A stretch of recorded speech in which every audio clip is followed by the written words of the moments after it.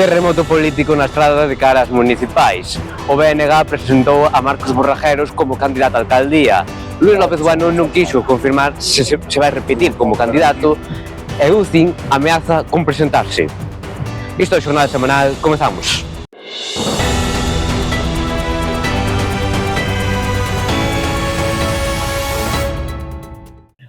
Boas tardes.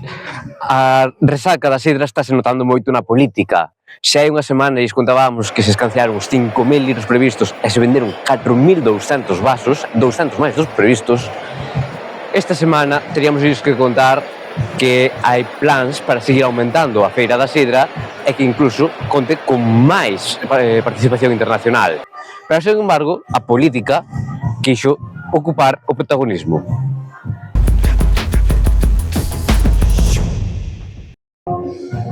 Comezando polo máis recente, Marcos Borrajeros foi presentado este venres como candidato á alcaldía polo BNG. É de Olives e ten 27 anos e avanzou que van intentar, se chegan á alcaldía, aplicar as medidas que se aplicaron noutros concellos e que conta xa lles deron éxito. Temos que apostar por un novo xeito de facer política. Temos que apostar polos cambios e o éxito que se está aplicando xa nos demais concellos que goberna o BNG. En nunha entrevista aquí no Xornal da Estrada, Luís López Bueno asegurou que ainda non decidiu se repetirá ou non como candidato do PSOE. Eu vexo moitos perfis dentro da agrupación válidos para defender unha candidatura. Eu non teño xa sido a decisión ainda tomada, é unha cuestión que vou tomar no meu tempo para poder decidir desde o plano persoal. E nos comicios de 2027 poderíamos ter un novo partido ao que elixir. Trátase Unión Cidadáns Independentes, máis coñecido como UCIN. Defenden un modelo político baseado no municipalismo.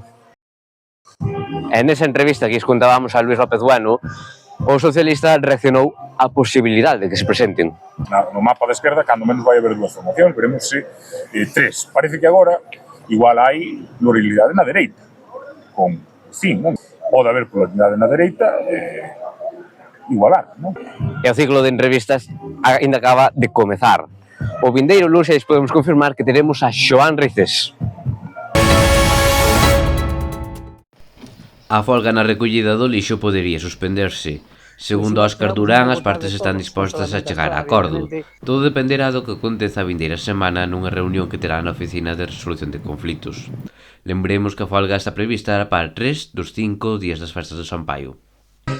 E é algo que van vendo ao longo deste vídeo e que tamén viron o venres. Son as 2:33 do sábado e a densa columna de fume que se vía este venres está volvendo a aparecer. Débese a un incendio en Herbón, en Padrón, que xa arrasou máis de 100 hectáreas. Na estrada, a Brigada Municipal terá 12 traballadores e poñerás en marcha en xullo.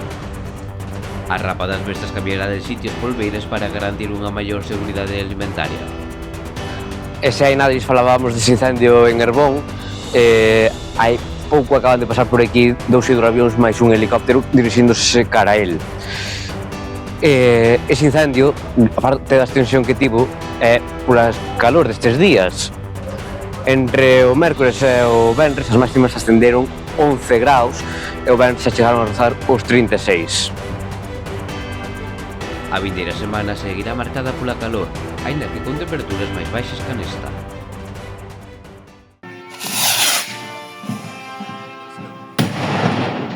E se ao longo deste xornal semanal estiveron escutando música é porque as miñas costas estábase celebrando a sesión vermú das festas de Aguións. Unhas festas que comezaron o venres con unha verbena na que estiveron Fuego e París de Noia. E agora, o sábado, celebraron os actos centrais coa misa, máis coa sesión vermú, coa charanga Os Atrevidos, e a noite estiveron Marbella e a discoteca Pirámide XL co DJ Carlos López. Nos rematamos xa este xornal semanal, dende aquí, dende Aguións. Moitas grazas por estaren aí e vémonos a semana que ven.